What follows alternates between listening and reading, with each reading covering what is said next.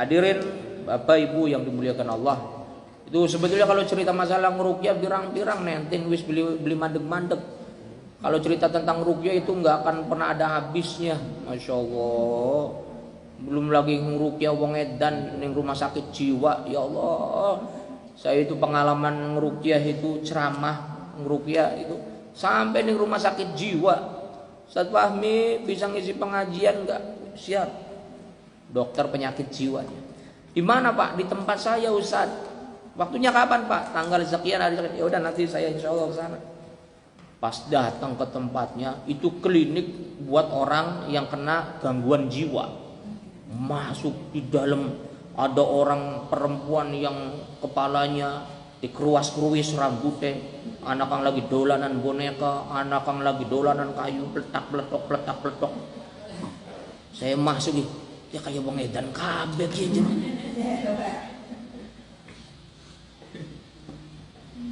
Dibuka gerbangnya sama dokter. Assalamualaikum Ustaz, silakan Ustaz masuk. Saya dipersilakan masuk sambil saya tengok-tengok. Wong edan kabeh sih. Ya. Aduh, pengalaman. Nah, pengalaman dari Ustaz gue macam-macam, ceramah ngerukyah macam-macam. Di mana Pak pengajian? Nah, di sini Ustaz. Di sini jamaah ya pasien-pasien saya ini, ya Allah, dalam hati ceramah nih wong edan, ceramah tentang apa? Edan. Ada yang lagi gendong-gendong boneka, Ada yang langsung nyamperin, Bapak siapa namanya? Kenalan. Jadi isu batur wong edan gak pirang-pirang. Jangan main-main sama saya. Baturnya dari mulai pejabat sampai wong edan pirang-pirang. Apa namanya? Oh, ayo kenalan semua ya, kumpul semua. Ada yang akrab, ada yang mencireng boy kedua. Waduh, saya paling takut ini mencireng. Kata dokternya, jangan takut. Ini namanya Pak Ustadz Fahmi. Ayo kumpul. Ada orang gila yang gak dikeluarin dari kerangkengnya, dari tempatnya. Saya bilang, Pak, itu gak dikeluarin Pak. Itu masih galak Ustadz. Kalau dikeluarin Ustadz nanti dicekek. Akhirnya udah, Pak Ustadz duduk. Orang ya kayak kalian aja, cuma mereka lebih merapat. Pak Ustadz diem, mikir pengen ceramah apa ini wong edan kabeh kayak. Tadinya dokternya masih ada di samping Pak Ustadz, masih tenang Ustadz. Dokternya mau ke klinik dulu, Ustadz, punten, saya ada tamu dulu, saya mau ke klinik dulu. Pak Ustadz ditinggal sendirian di rumah wong edan. Waduh Pak, jangan lama-lama Pak, sebentar aja Pak Ustadz, sebentar. Diem, wong edan wuru dewek mampu beli karu-karuan. Ya Allah, ya Rahman, ya Rahim. Saya tanya satu-satu, itu banyak anak-anak muda,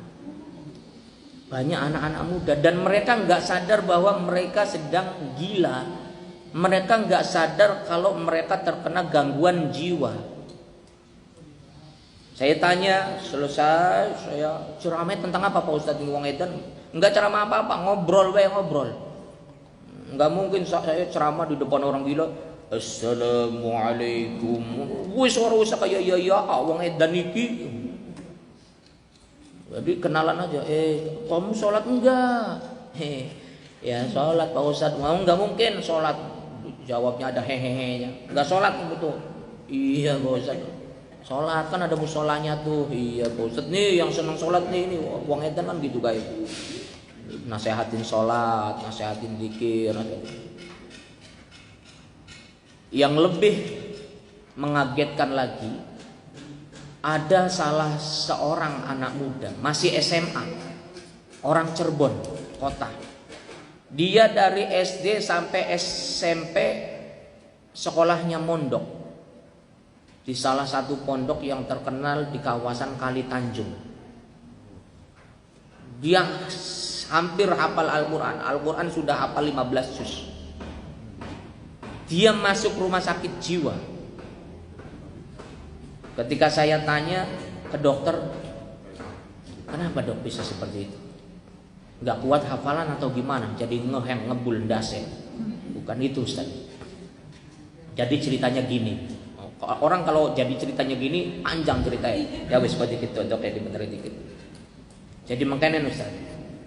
Ini anak dari SD sampai SMP dimasukkan ke pondok pesantren sama orang tuanya. Pas masuk SMA dia keluar dari pondok dan sekolah SMA di luar, SMA negeri.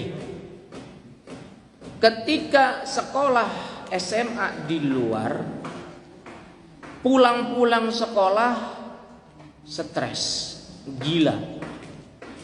Setelah ditelusuri, dicari tahu, ternyata dikerjain sama temennya. Dikasih minuman yang di dalam minuman itu ada obat terlarangnya, ada semacam narkobanya. Orang kalau misalnya narkoba, minuman keras, itu kan kondisi fisiknya beda-beda. Ada yang orang udah mabok bertahun-tahun tapi beli mati-mati kuat. Ada orang yang baru minum 1 botol langsung kejang-kejang mati.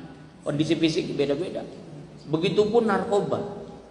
Ada orang yang ngepil narkoba terus-terusan, kok beli mati-mati ya, padahal isunya ngarep akan mati wong pun. Tapi beli mati-mati. Ada orang yang baru sekali langsung kemudian rusak otaknya.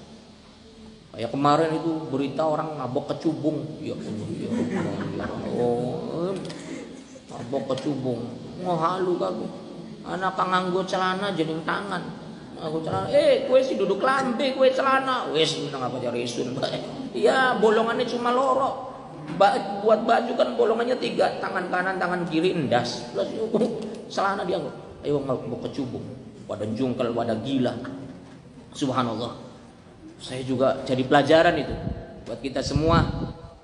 Temennya yang anaknya yang sekolah punya teman, hati-hati pergaulannya. Kalau dikasih sesuatu dari teman, makanan, minuman, hati-hati. Apalagi temannya itu teman-teman golongan al-blubudu wal beleru wan dablegu. Hati-hati. Sampai gila. Ini kisah nyata. Ya Allah, kasihan pisan dalam hati saya itu. Anak sudah dipondokin sampai SMA, sampai SMP. Berarti berapa tahun itu? 9 tahun, SD 6 tahun, SMP 3 tahun. Itu orang tua itu sudah mengeluarkan biaya yang gak sedikit. Sudah mengorbankan berpisah lama dengan anaknya. Tapi ketika anaknya pulang sekolah di luar kemudian langsung gila karena ulah temannya. Banyak hadirin. Banyak. Maka kita pun nyari teman yang benar, nyari teman hati-hati. Termasuk orang tua juga nyekolahin anak harus hati-hati. Ini ya kadang-kala orang tua nyekolahin anak hati-hati. Yang penting sekolah favorit, yang penting sekolah keren. Padahal nggak jaminan kok. Banyak orang sekolahnya favorit pas lulus biasa-biasa baik. Banyak orang SMA-nya SMA favorit lulus biasa-biasa saja. Sama seperti alumni dari sekolah-sekolah biasa. Jangan asal-asalan menyekolahkan anak. Pastikan tahu gurunya siapa, kurikulum yang diajarkannya, materinya apa saja. Berapa menit lagi nih? 7 menit lagi.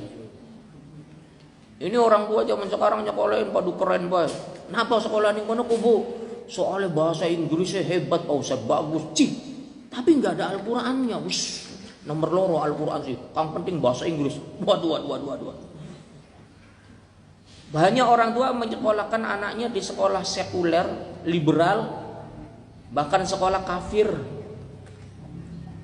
Dia tidak hati-hati dalam menjaga akidah putra-putrinya, hanya demi mengejar bahasa Inggris bagi anak-anaknya. Yang penting bahasa Inggrisnya pinter. Ngaji priwe, gampang ngaji sih. Padahal ngaji itulah yang harus diprioritaskan, yang diutamakan. Apalagi nanti kalau kita sebagai orang tua sudah lemah tak berdaya, pasti yang dicari oleh kita anak-anaknya yang pinter ngaji. Betul atau tidak Netin? Orang tua nyarinya anaknya yang pinter ngaji. orang tuanya sudah sakaratul maut, napasnya sudah Senin Kemis, sedang diinfus di rumah sakit. Pengen mati sih. Napasnya sesak. Panggil anaknya yang pinter ngaji itu. Panggil anaknya yang pinter ngaji, talqin, baca Al-Quran di sampingnya. Nggak ada yang dicari yang pinter bahasa Inggris, anaknya mana.